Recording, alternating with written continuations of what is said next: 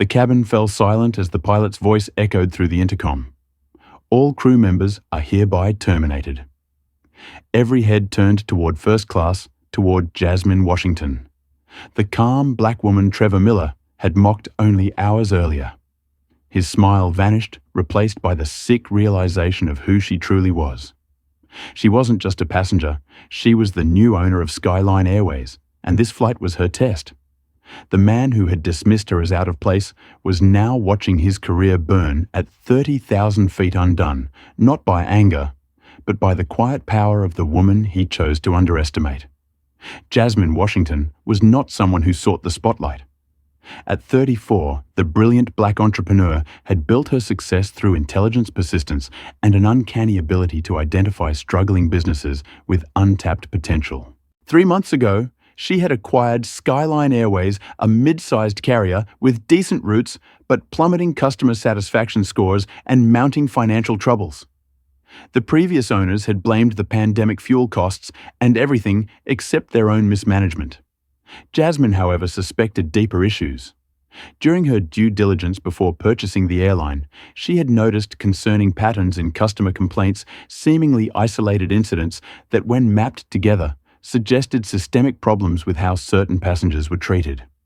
"I need to experience this firsthand," Jasmine told her executive assistant, Maya Roberts, as they sat in Jasmine's sleek downtown Atlanta office. Numbers tell one story, but the real passenger experience might tell another. Maya raised an eyebrow. "You're going undercover." "Like undercover boss, something like that?" Jasmine replied, typing flight options into her laptop. "But nobody outside our immediate team can know.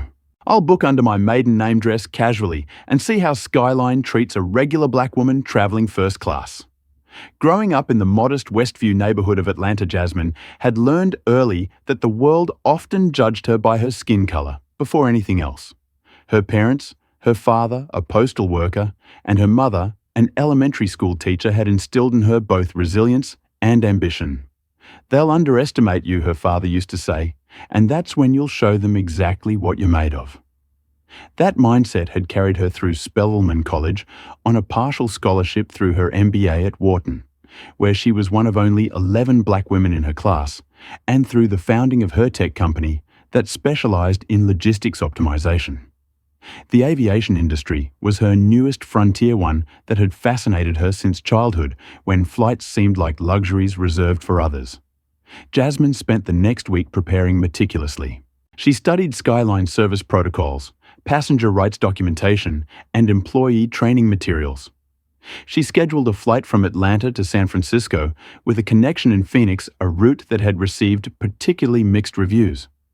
She packed light, deliberately choosing casual clothes rather than her usual tailored business attire. The night before her flight, she sat on her balcony overlooking the city lights, remembering previous travel experiences. There was the time a flight attendant had repeatedly asked to see her boarding pass for a first-class seat.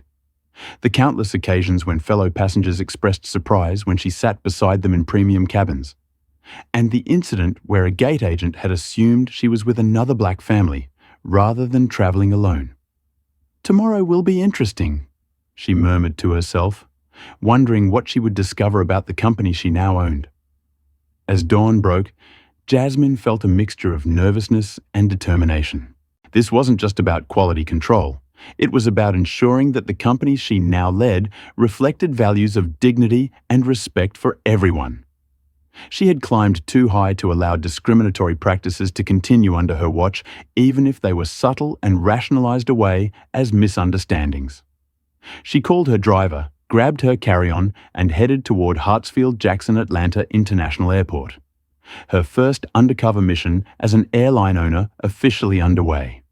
Phoenix Sky Harbor International Airport bustled with mid-afternoon activity as Jasmine stepped off her connecting flight from Atlanta.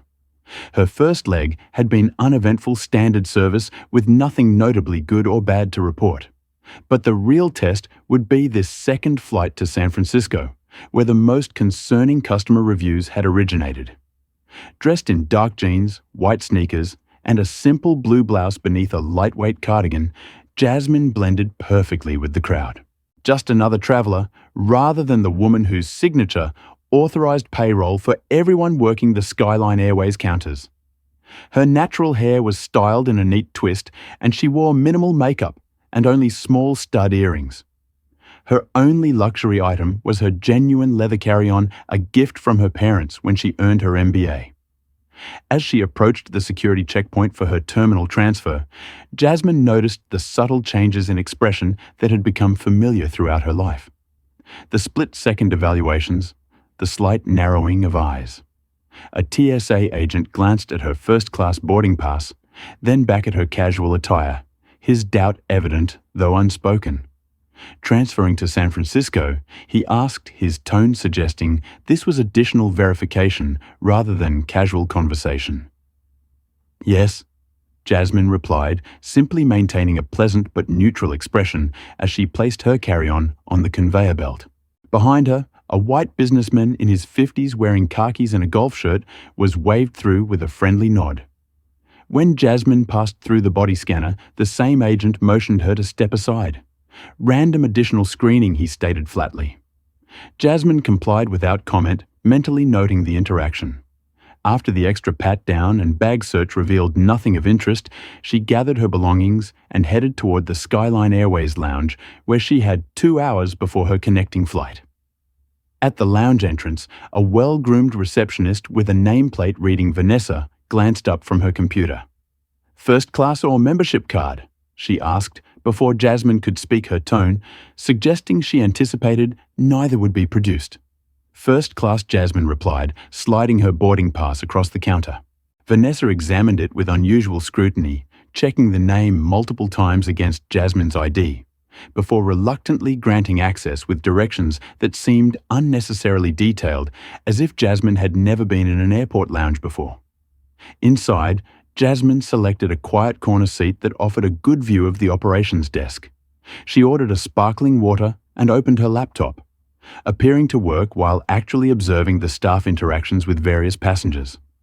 About 45 minutes before boarding was scheduled to begin, Jasmine noticed a group of Skyline flight attendants enter the lounge. They gathered near the bar, speaking in lowered voices that still carried in the quiet space. Their navy uniforms bore the silver wings that identified them as her employees. A tall, slim man with perfectly coiffed blonde hair appeared to be leading the conversation. His commanding presence and the difference shown by the others suggested he was senior among them. His name tag read, "Trevor Miller, Senior Flight Attendant." "Remember, folks, we're running a full first-class cabin to San Francisco today." Trevor was saying several platinum members and a couple of executives from tech companies. "Let's make sure our premium passengers get the service they're paying for." A younger flight attendant, whose name tag read Alicia Reyes, asked, "Did the special meal requests come through this time?" "We had that mix-up last week." Trevor dismissed the concern with a wave. "Just focus on the VIPs. I've highlighted them on the manifest. Anyone in 2A or 5C gets extra attention. They're frequent flyers who leave generous feedback." Jasmine noted how he emphasized certain passengers deserve preferential treatment beyond the standard first-class service, a direct contradiction to company policy that she'd reviewed, which stressed consistent quality for all premium cabin customers. As the crew prepared to leave, Trevor's gaze swept the lounge and briefly landed on Jasmine. Something in his expression changed a barely perceptible hardening before he turned away to address a young blonde flight attendant beside him. Though his voice dropped, Jasmine could still hear him. "Let's hope we don't have too many diversity upgrades today. The San Francisco route always seems to bring them out." The younger attendant looked uncomfortable, but said nothing as they exited toward the gate. Jasmine remained composed, though her hand tightened around her water glass. The term diversity upgrade was clearly coded language suggesting minority passengers who were perceived as not belonging in first class. That single comment confirmed her suspicions about the culture problems at Skyline, more than any customer review could have.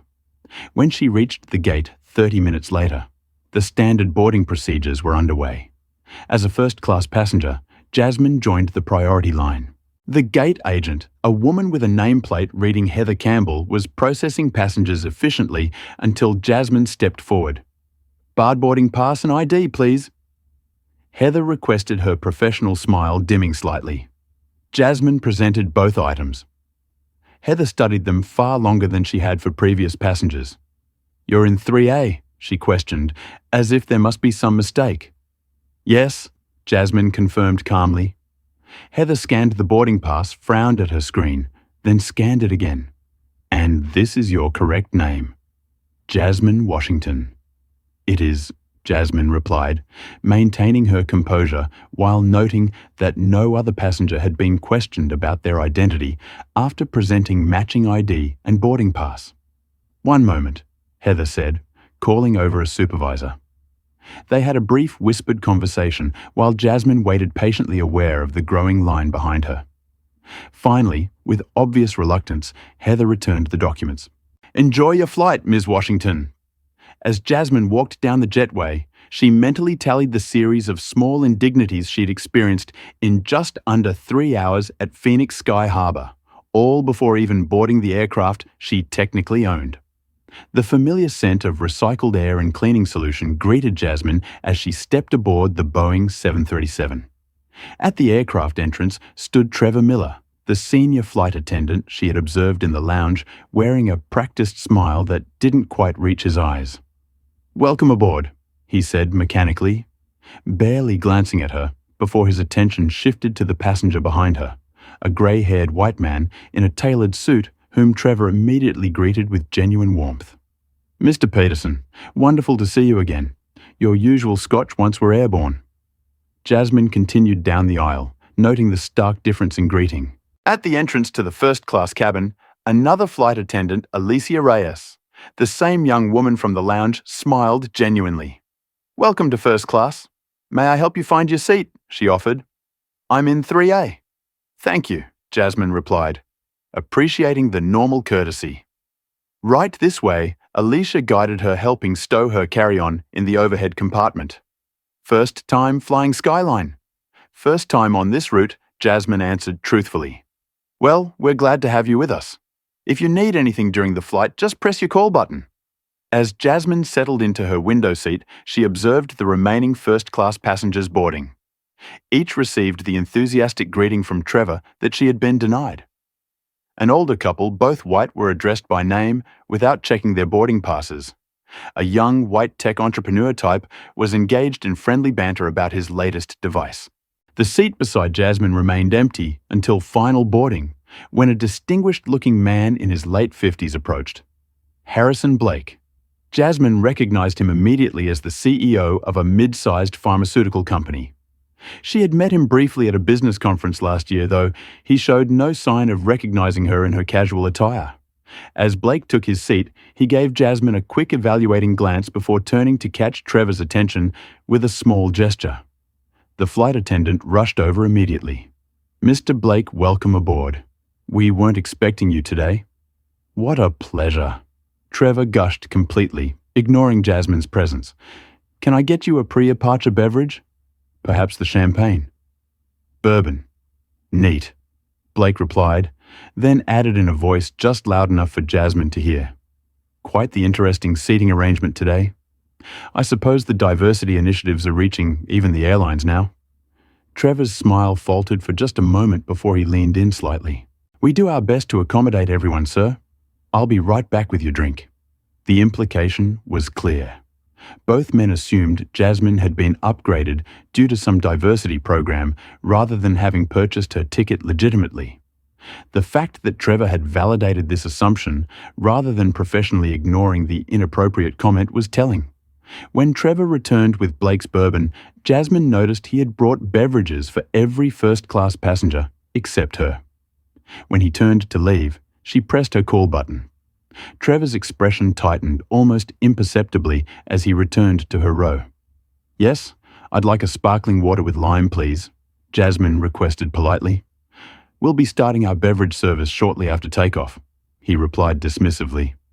"Everyone else in first class has received their pre-departure beverage," Jasmine pointed out, maintaining a calm, even tone. "I'd like the same service, please." For a moment, it seemed Trevor might refuse, but Alicia appeared beside him. "I'll get that right away for you," she offered, moving toward the galley before Trevor could object. Trevor's jaw tightened as he turned to attend to another passenger. From the row behind her, Jasmine overheard him muttering to flight attendant Rachel Thompson, "Some people just aren't used to the etiquette of premium travel." Blake smirked beside her, taking a long sip of his bourbon as if enjoying a private joke. When Alicia returned with the sparkling water, she placed it carefully on Jasmine's tray table. "Here you are. We'll be taking off shortly, but let me know if you need anything else." "Thank you, Alicia," Jasmine replied, making a point to use the flight attendant's name. She noticed Trevor watching the exchange with obvious disapproval from the front of the cabin. As the boarding process completed and the aircraft doors closed, Jasmine observed the crew's final preparations. Through the subtle interactions and body language, she could see the cabin social hierarchy clearly. Trevor at the top dictating the atmosphere. Alicia trying to provide good service while navigating Trevor's apparent biases. Rachel somewhere in the middle, uncomfortable but unwilling to challenge the status quo. And passengers like Blake who benefited from and reinforced the discriminatory culture. The aircraft pushed back from the gate, and Captain Raymond Harris's voice came over the intercom, welcoming everyone aboard Skyline Airways Flight 1142 to San Francisco. As they taxied toward the runway, Jasmine mentally prepared for the 3-hour flight ahead, an undercover mission that was already revealing more problems than she had anticipated. What would happen next? Have you ever been treated differently on a flight because of how you look? Comment 1 if you've experienced discrimination while traveling, and 2 if you've witnessed it happening to someone else. Don't forget to like and subscribe to support more stories that expose the reality of everyday discrimination. Now let's see how this uncomfortable flight situation develops. The seatbelt sign dinged off 30 minutes after takeoff, signaling the beginning of the in-flight service.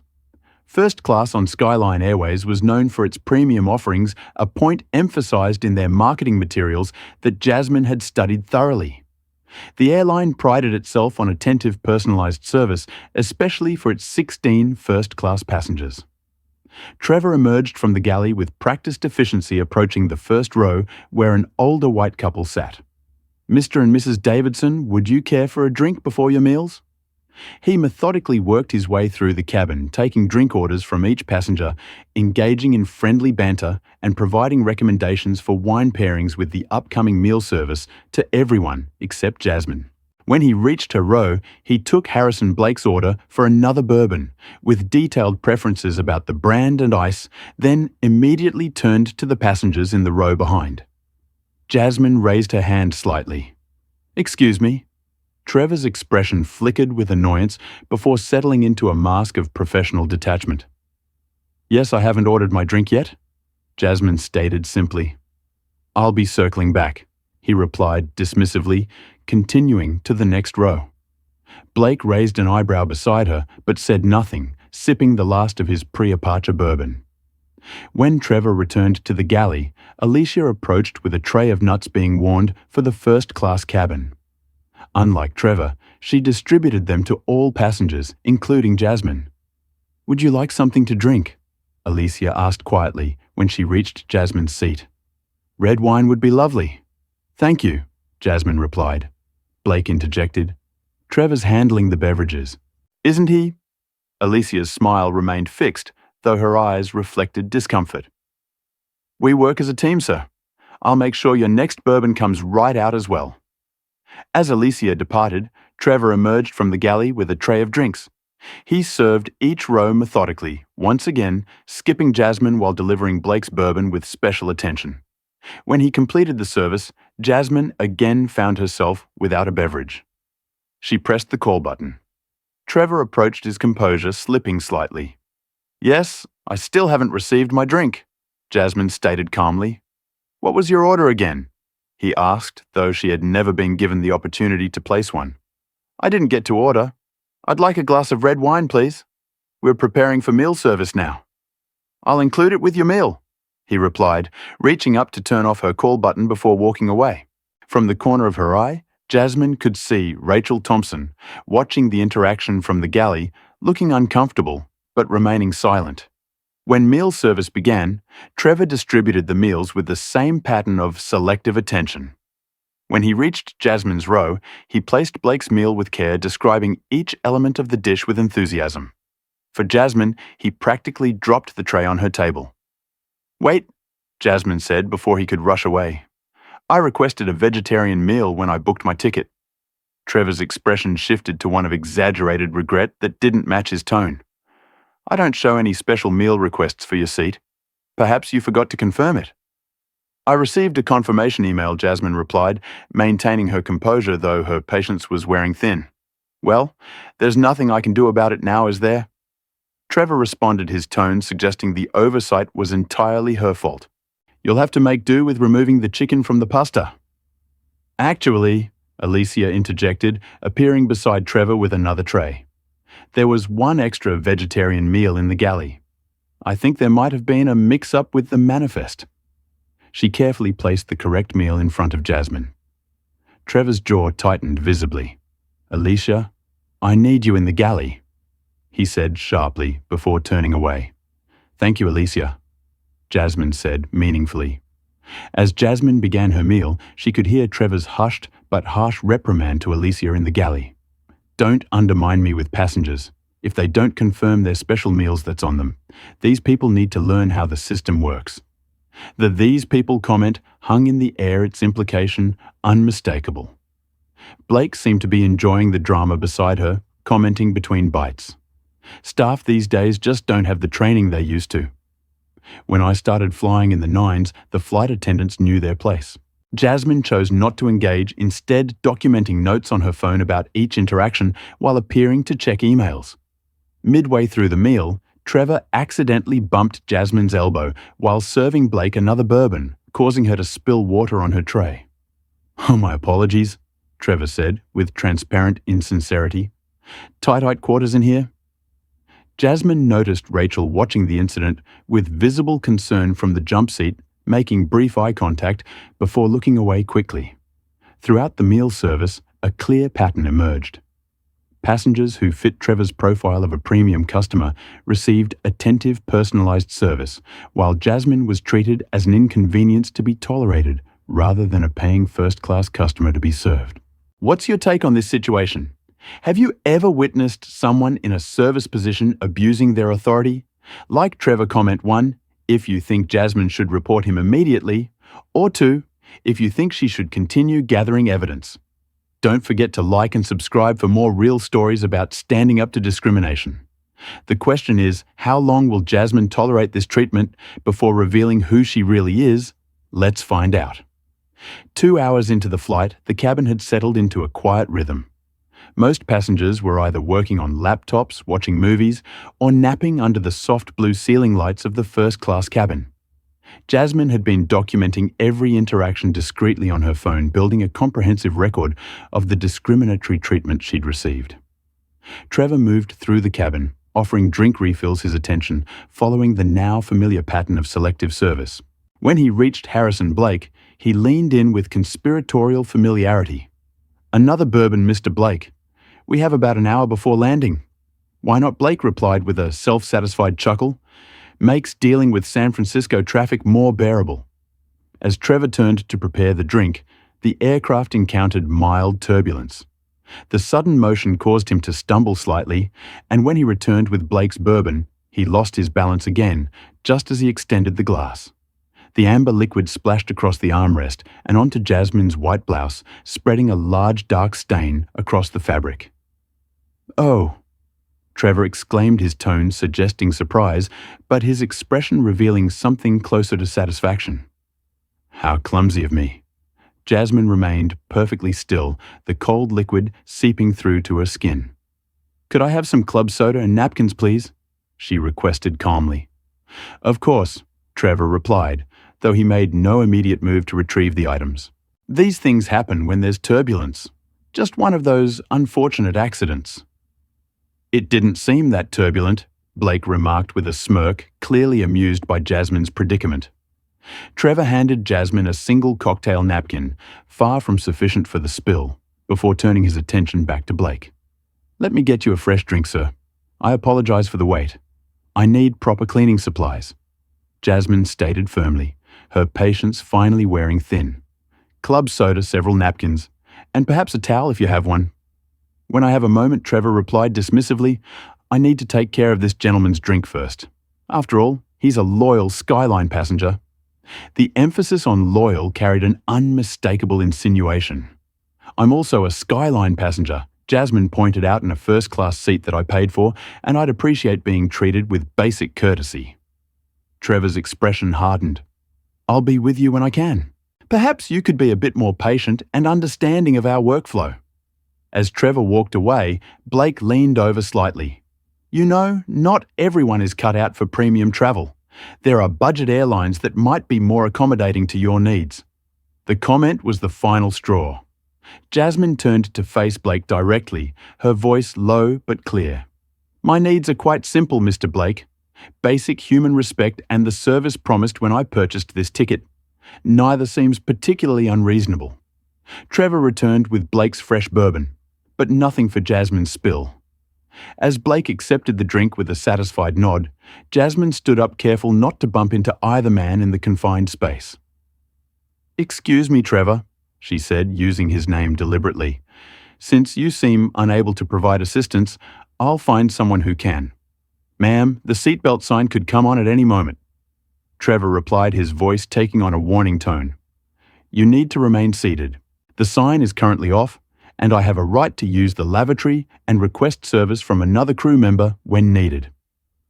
Jasmine stated factually, her professional experience with aviation regulations evident in her response.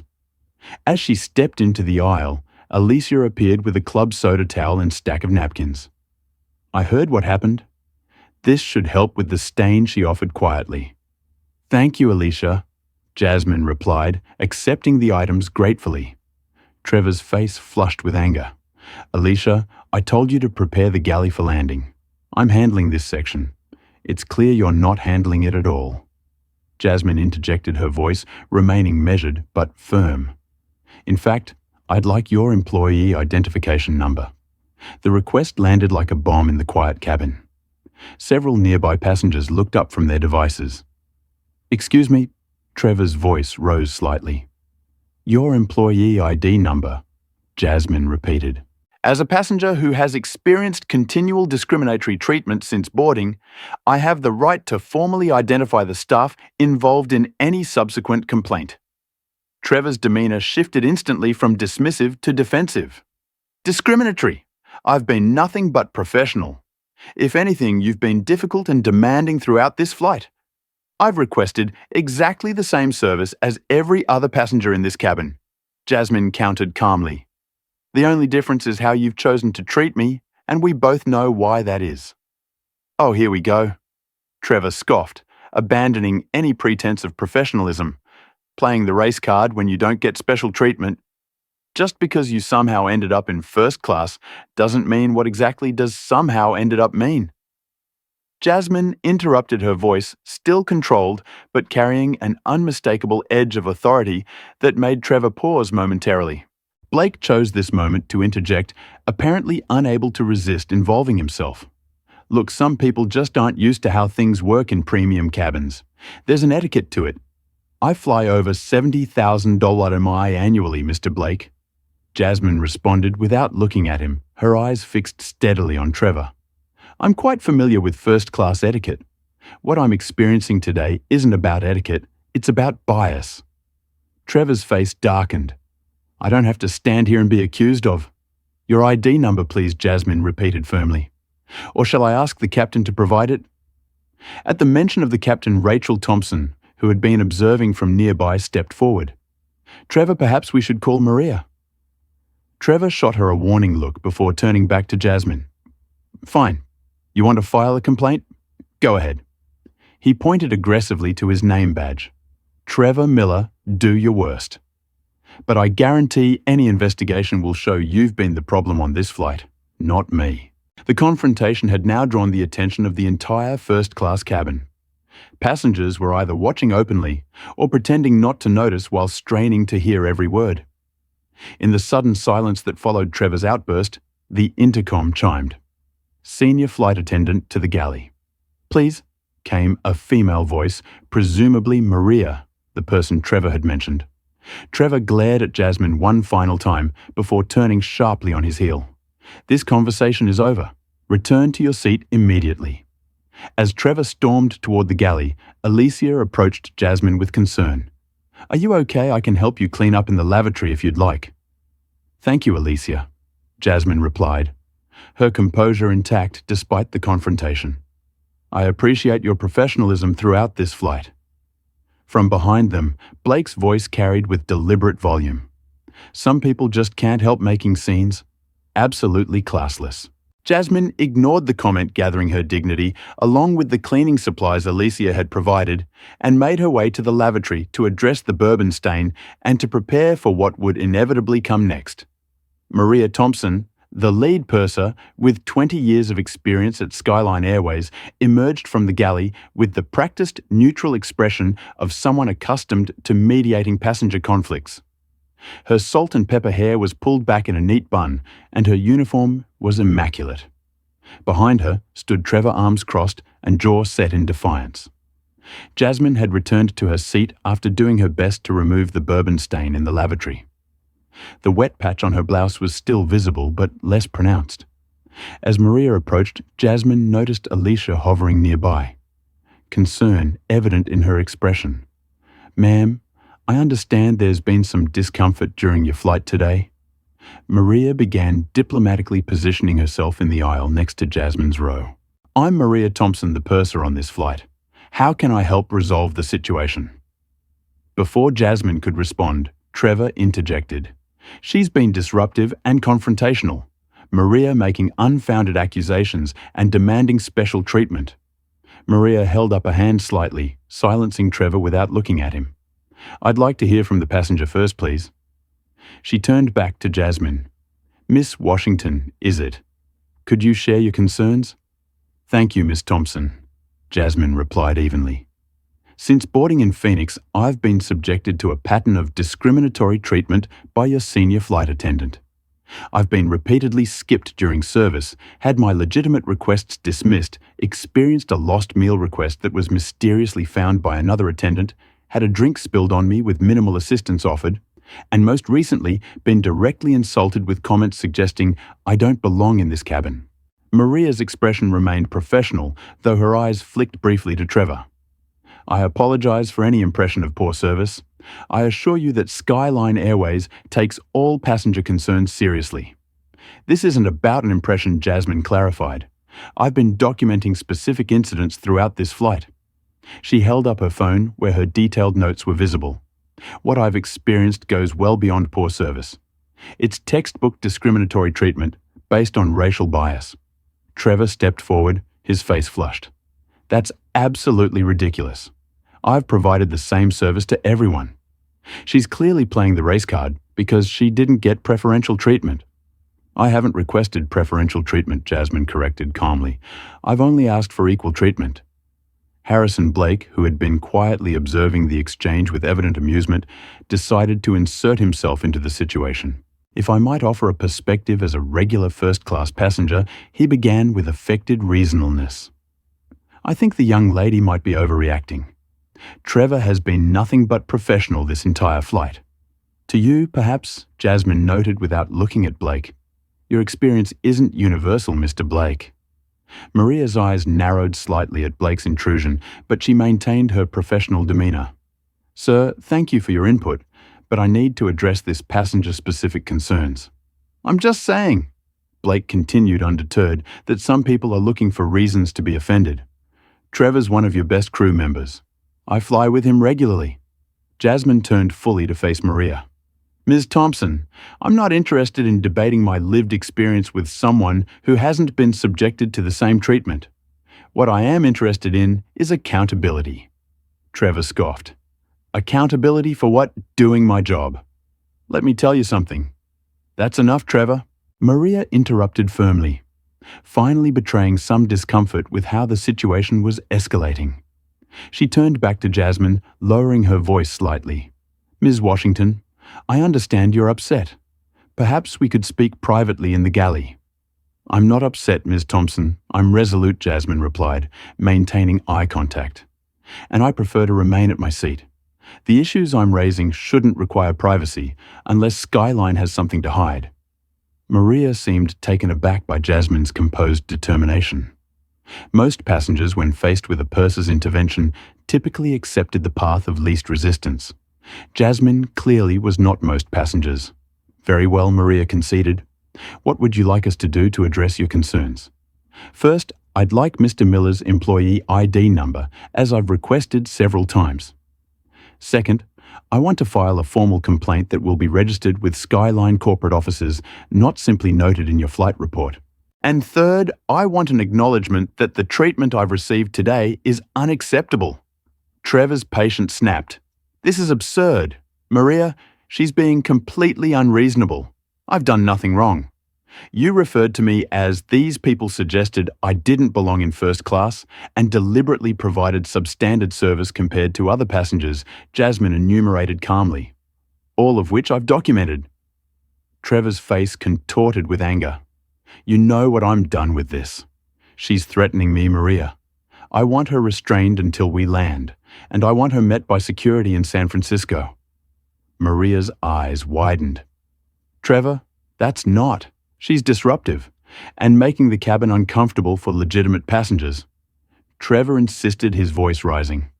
As senior flight attendant, I'm invoking safety protocols. Either back me up, or I'll take this to the captain. The tension in the cabin had reached a breaking point. Several passengers were openly watching now, some looking uncomfortable with Trevor's escalating behavior. Alicia had moved closer, clearly conflicted about whether to intervene. Rachel stood near the galley entrance, her expression stricken. That won't be necessary, came a new voice from behind them. Captain Raymond Harris had emerged from the cockpit, likely alerted by the growing disturbance. His commanding presence immediately shifted the dynamic.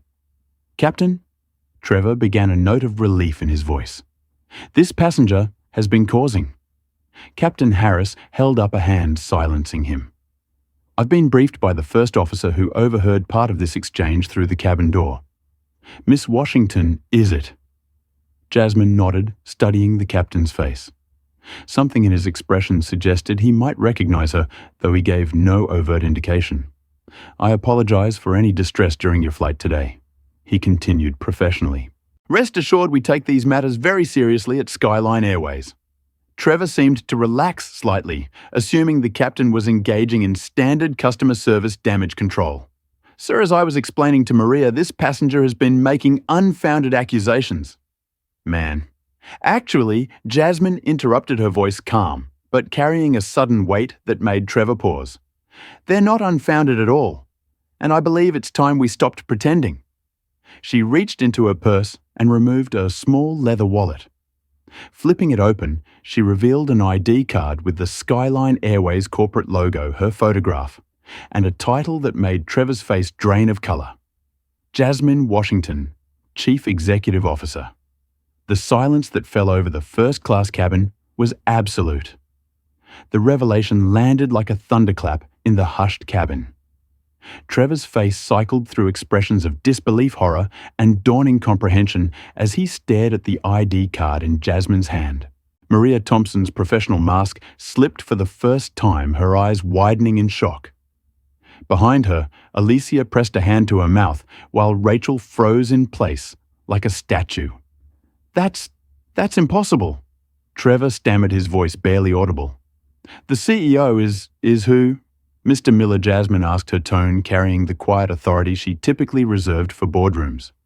An older white man, someone who looks like your preferred passengers, perhaps. Captain Harris cleared his throat. Ms. Washington purchased Skyline Airways 3 months ago. I attended the executive briefing when the acquisition was announced. He turned to Trevor. This is indeed our CEO. Harrison Blake, who had been smugly observing the confrontation moments earlier, now sat rigid in his seat, his expression frozen in horrified realization. The bourbon in his hand remained untouched, forgotten. I don't understand. Maria managed, struggling to reconcile this information with the situation she'd been attempting to manage. Why would you be flying as a regular passenger without informing the crew? Because this is exactly what I needed to see. Jasmine replied, her gaze sweeping over the gathered crew members. Not how you treat Jasmine Washington, CEO, but how you treat Jasmine Washington, an ordinary black woman in first class. The implications of her words settled heavily on everyone within earshot. Trevor seemed to physically shrink, his earlier bravado evaporating as the full weight of his actions crashed down upon him. "Ms. Washington," he began, his voice now trembling, "there's been a terrible misunderstanding. I had no idea." "That's precisely the problem, Mr. Miller," Jasmine interrupted. "Your behavior shouldn't change based on who you think I am.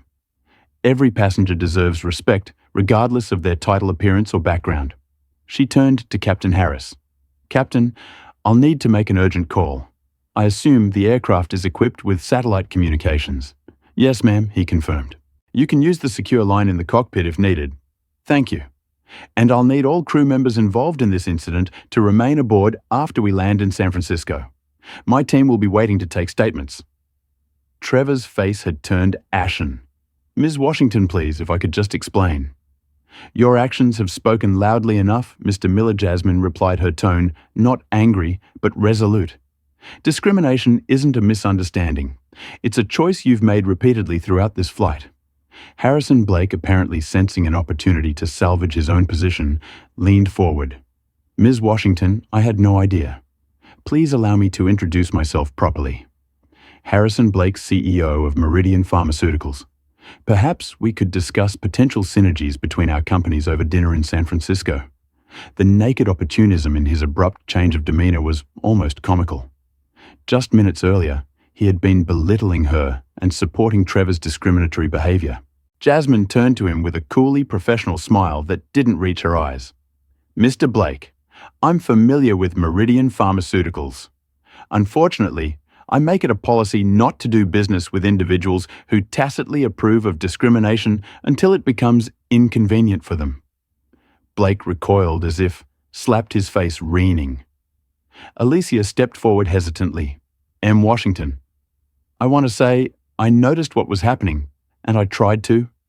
I should have done more, and I'm sorry." Jasmine's expression softened slightly. "Well, discuss that during the review. Ms. Reyes, your efforts didn't go unnoticed." Maria Thompson had finally regained her composure enough to take charge of the deteriorating situation. "Trevor, Rachel, please return to the galley and prepare for landing procedures. I'll handle the rest of the service for first class." Trevor didn't move immediately, seeming paralyzed by the catastrophic turn of events. Now Maria insisted quietly but firmly. As Trevor finally retreated to the galley with Rachel, Captain Harris turned to Jasmine. "Ms. Washington, if you'll follow me to the cockpit for your call." Jasmine nodded, rising from her seat. As she moved toward the front of the aircraft, she could feel the eyes of every first-class passenger following her. Their expressions a mixture of shock, embarrassment, and in some cases, a grudging respect. In the cockpit, Captain Harris closed the door and gestured to the jump seat. "I apologize for not recognizing you immediately, Miss Washington. We've only met once at the leadership conference last month." "No apology necessary, Captain Harris. Anonymity was precisely what I needed today." Jasmine accepted the satellite phone he offered. "Though I wish what I discovered had been different." As she dialed, Harris asked quietly, "May I ask what you're planning?" Jasmine paused, her finger hovering over the call button. "Accountability, Captain. Something that's been missing at Skyline for too long." She pressed the button, and after 2 rings, a voice answered. "Gregory Wilson, HR Director." "Gregory, it's Jasmine Washington." Her voice shifted into the crisp, authoritative tone of a CEO handling a crisis. "I need you and the legal team at SFO. When we land Gate 34B in approximately 40 minutes, and I'll need security to detain certain crew members for immediate questioning." As she outlined the situation and her requirements, Captain Harris returned to the cockpit controls, giving her privacy while preparing for their final approach to San Francisco. Through the cockpit window, the late afternoon sun glinted off the distant skyscrapers of the city where the corporate team she had summoned would soon be rushing to meet their flight. The revelation was complete, the mask was off, and the reckoning was just beginning. The atmosphere aboard Flight 1142 transformed dramatically during the final 30 minutes to San Francisco. Captain Harris returned to the cabin briefly to make an announcement that caught everyone's attention. "Ladies and gentlemen, this is your captain speaking. We'll be landing at San Francisco International Airport in approximately 30 minutes. However, I must inform you that there will be a slight delay in deplaning. We have some administrative matters to address upon arrival. We appreciate your patience and understanding." The vague announcement prompted curious murmurs throughout the cabin, though the first-class passengers who had witnessed the confrontation exchanged knowing glances. Harrison Blake remained uncharacteristically silent, scrolling frantically through his phone as if searching for information on Jasmine Washington and Skyline Airways' recent acquisition. In the galley, Trevor huddled with Maria and Rachel, their hushed, urgent conversation occasionally rising in volume before being hastily lowered again. Trevor's gestures became increasingly agitated as Maria appeared to be giving him firm instructions. Jasmine returned to her seat, her expression composed and focused. She opened her laptop and began typing rapidly, pausing occasionally to review her notes from the flight. When Alicia approached to check that her seatbelt was fastened for landing, Jasmine looked up with a measured gaze. "M. Reyes, I'd appreciate it if you could join me for a brief conversation after we land," Jasmine said quietly. Uncertainty flickered across Alicia's face. Is my position in jeopardy as well?" "That depends on our conversation," Jasmine replied neutrally. "But I believe in evaluating each situation individually." As the aircraft began its descent into San Francisco, the typical landing procedures continued with a strained professionalism. Trevor remained absent from the first-class cabin, with Maria handling the final checks instead. The tension was palpable like electricity before a storm. When the wheels touched down at SFO, a collective exhale seemed to pass through the cabin. The aircraft taxied to gate 34B and Captain Harris's voice came over the intercom once more. "Ladies and gentlemen, we have arrived at San Francisco International Airport. As mentioned, we have some administrative matters to address before deplaning. All passengers, except those in first class, may gather their belongings and proceed to the exits when instructed. First-class passengers, we ask for your patience for approximately 15 minutes. Thank you for flying Skyline Airways."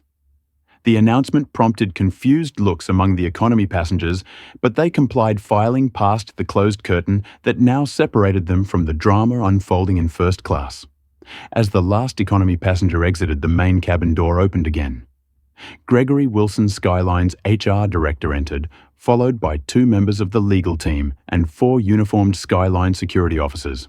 Gregory, a tall black man in his early 50s with a precisely trimmed beard, nodded respectfully to Jasmine.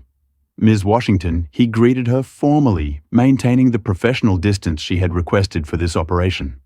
"Mr. Wilson, thank you for coming on such short notice," Jasmine replied, standing to address the assembled team. "We have a situation that requires immediate attention." She turned to the security officers. "I need Mr. Trevor Miller, senior flight attendant, detained for questioning. He is to surrender his company credentials immediately. The same applies to Maria Thompson, though she will be questioned separately." The security team moved efficiently toward the galley, where Trevor and Maria waited, their faces masks of apprehension. "What's happening?" Trevor demanded as the officers approached. "You can't just, Mr. Miller," one of the security officers interrupted firmly. "Please surrender your credentials and come with us." Trevor looked wildly around the cabin, seeking support that wasn't forthcoming. "This is insane. I've been with Skyline for 12 years. You can't just fire me over one misunderstanding." Jasmine stepped forward, her presence commanding the space despite her still stained blouse. "This isn't about one misunderstanding, Mr. Miller. I've reviewed customer complaint data for the past 6 months. Your name appears in 27 separate complaints regarding discriminatory treatment, primarily from passengers of color. Today wasn't an isolated incident. It was simply the first time you've been caught by someone who can hold you accountable." The revelation struck Trevor like a physical blow. His shoulders slumped as the security officers escorted him toward the exit. Maria followed with another team, her expression resigned but composed. Jasmine turned to the remaining first-class passengers. Ladies and gentlemen, I apologize for the delay and for having witnessed this unfortunate situation. Skyline Airways is committed to providing respectful, equitable service to all our passengers. What you've observed today represents a failure of that commitment, one that is being addressed immediately. Her gaze settled briefly on Harrison Blake. Some of you participated in or encouraged the discriminatory behavior you witnessed. I hope this serves as a moment of reflection. Blake avoided her eyes, gathering his belongings with uncharacteristic haste. As the first-class passengers finally began to deplane, Jasmine gestured for Alicia to join her in the now empty row 1. Ms. Reyes. Jasmine began once they were seated. I noticed your attempts to provide equitable service despite the environment created by your senior colleagues. Alicia's hands twisted nervously in her lap. I wanted to do more, Miss Washington. I should have spoken up directly when I saw how you were being treated. Standing up against discrimination in a workplace with established power dynamics isn't easy, Jasmine acknowledged. But it is necessary. Tell me, how long have you worked for Skyline? 3 years next month, Alicia replied. It's my first airline job after hospitality school. Jasmine nodded thoughtfully. And in those 3 years, how often have you witnessed the kind of treatment I received today? Alicia hesitated, then answered honestly. More than I'd like to admit, Ms. Washington. It's not uncommon, especially on certain routes. I suspected as much, Jasmine. Alicia, I'm implementing immediate changes at Skyline. One of those changes will be a comprehensive Antibious training program for all customer-facing staff. I'm also creating a new senior position focused specifically on inclusive customer experience. She paused, studying Alicia's face. Based on what I observed today, I believe you have the awareness and instincts needed for such a role. I'd like you to consider joining the development team for this initiative with the potential for advancement if you're interested. Alicia's eyes widened in surprise. Me? But I'm just a junior flight attendant. Sometimes the most valuable perspectives come from those who notice problems without having the power to fix them, Jasmine replied. That's changing at Skyline starting today. As they concluded their conversation, Captain Harris approached, having completed his post-flight checks. Ms. Washington, the aircraft is secure. Your corporate team has arranged transportation to headquarters for the debriefing. Thank you, Captain Harris, Jasmine responded, gathering her belongings. I appreciate your professionalism throughout this situation. Just doing my job, ma'am, he replied, though his expression suggested he knew the significance of the day's events. Though, if I may say so, I believe these changes are long overdue at Skyline. As Jasmine exited the aircraft, stepping onto the jet bridge where her executive team waited, she paused briefly to look back at the Boeing 737 that had served as the stage for this necessary reckoning. The aftermath was just beginning. By tomorrow, policies would be rewritten, personnel changes would be implemented, and the culture at Skyline Airways would begin its transformation. What had started as a simple quality control check had revealed a systemic problem, one that Jasmine Washington was now positioned and determined to solve. 6 months had passed since the infamous Flight 1142 from Phoenix to San Francisco, an incident that had transformed Skyline Airways from the inside out. On this crisp October morning, Jasmine Washington stood at the podium in Skyline's newly renovated corporate headquarters, addressing a room filled with media representatives, industry colleagues, and the airline's leadership team. Today marks the completion of our company-wide Respect in Flight initiative. Jasmine announced her confidence and authority evident in every word. What began as a troubling discovery has evolved into a comprehensive overhaul of how Skyline approaches customer service, employee training, and corporate accountability. The screens behind her displayed impressive metrics. Customer satisfaction scores up 23%, discrimination complaints down 78%, and employee retention improved by 15%. The transformation hadn't been easy, but the results were undeniable. When I boarded that flight 6 months ago, I didn't expect to uncover systemic discrimination within our ranks, Jasmine continued. But addressing these issues head-on has not only aligned our practices with our values, it significantly improved our business outcomes. In the front row sat Alicia Reyes, now wearing the navy blazer of Skyline's management team. As the newly appointed Director of Inclusive Customer Experience, she had been instrumental in developing training protocols that had since been adopted by 3 other airlines. Her promotion had made headlines in industry publications highlighting Skyline's commitment to elevating employees who demonstrated both integrity and innovation. I'd like to recognise Alicia Reyes, whose courage and commitment to serving all passengers equally exemplifies the Skyline spirit we're building. Jasmine said, gesturing toward Alicia as applause filled the room. The aftermath of Flight 1142 had been swift and decisive. Trevor Miller, Maria Thompson, and 3 other crew members had been immediately terminated for violations of company policy civil rights regulations, and in Trevor's case, a pattern of documented discriminatory behaviour that had been repeatedly overlooked by previous management. Heather Campbell, the gate agent who had questioned Jasmine's first-class ticket, had received a formal reprimand and mandatory retraining. Rachel Thompson, who had witnessed the discrimination but failed to intervene effectively, had been suspended and eventually transferred to a non-customer-facing role following her completion of extensive anti-bias training. The changes at Skyline went far beyond personnel actions. Within weeks of the incident, Jasmine had implemented a comprehensive mystery passenger program with diverse individuals regularly flying as undercover quality control agents on all routes. This program had quickly identified and addressed similar issues throughout the Skyline network. Our mystery passenger program has conducted over 500 anonymous quality assessments across our entire route system, Jasmine explained to the assembled media. These evaluations have been instrumental in identifying areas for improvement and ensuring our new standards are being implemented consistently. The corporate culture shift had extended to passengers as well. Skyline now prominently displayed its zero-tolerance discrimination policy during boarding in in-flight materials and throughout all customer touchpoints. Passengers who violated these standards faced consequences, as Harrison Blake had discovered when attempting to book a Skyline flight 3 weeks after the incident, only to find himself banned from the airline for 12 months.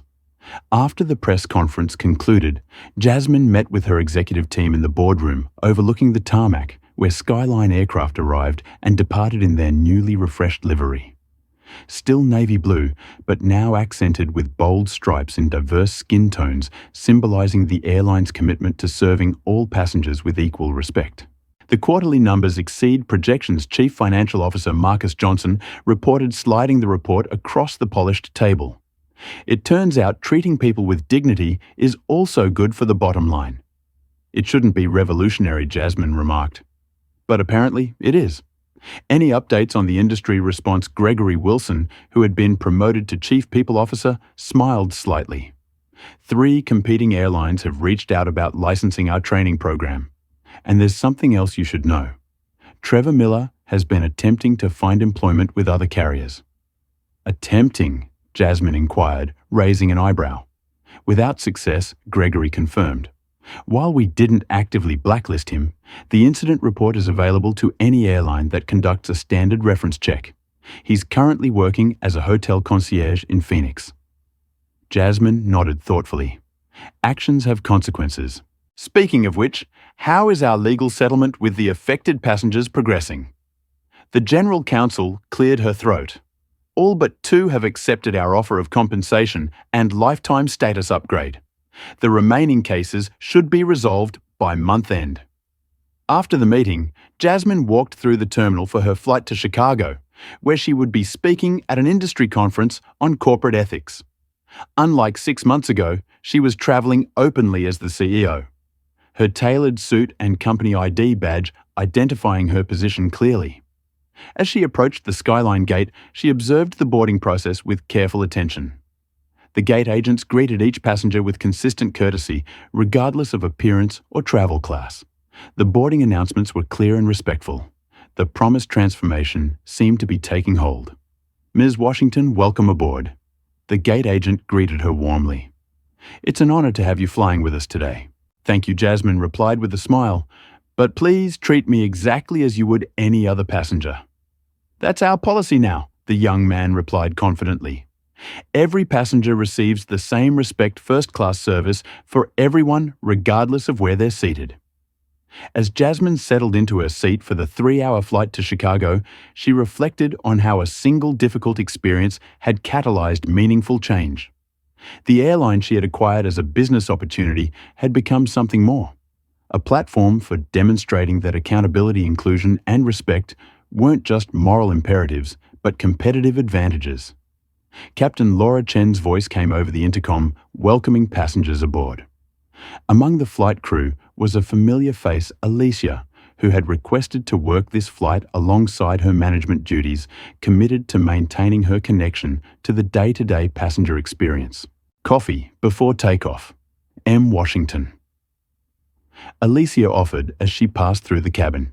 "Yes, thank you," Jasmine replied, then gestured to the passenger beside her, an elderly black woman who appeared slightly nervous. "And perhaps for my seatmate as well." Of course, Alicia responded with genuine warmth, turning to the woman. "Ma'am, would you care for coffee or another beverage before we depart?" The woman's surprised smile at being acknowledged so respectfully confirmed what Jasmine already knew. The work wasn't finished, but real progress was being made. As the aircraft lifted into the clear blue sky, Jasmine opened her laptop to review her conference presentation titled "Transforming Corporate Culture Through Lived Experience." The final slide featured a simple quote that had become Skyline's unofficial motto. "Respect isn't a luxury upgrade, it's the standard for every journey." This powerful story reminds us that discrimination often thrives in environments where accountability is absent. Jasmine's experience highlights how bias can manifest in seemingly small actions that collectively create hostile environments for people of color. The airline crew's behavior, from questioning her legitimacy to providing inferior service, represents the everyday indignities many minorities face in spaces where they're perceived as not belonging.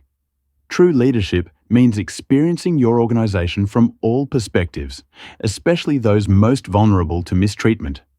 Jasmine's undercover approach revealed problems that executive reports could never capture.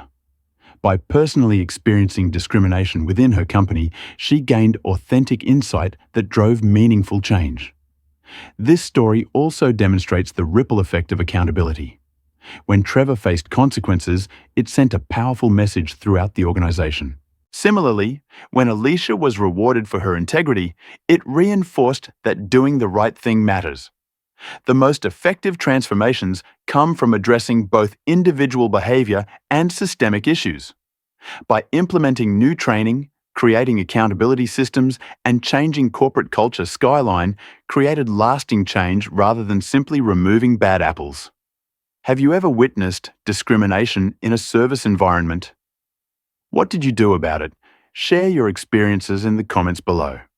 If this story resonated with you, hit that like button and subscribe for more powerful content exposing everyday discrimination. Don't forget to share with someone who might need this reminder that speaking up against injustice can create real change. Thank you for watching, and remember, sometimes the most powerful tool against discrimination is simply refusing to accept it as normal.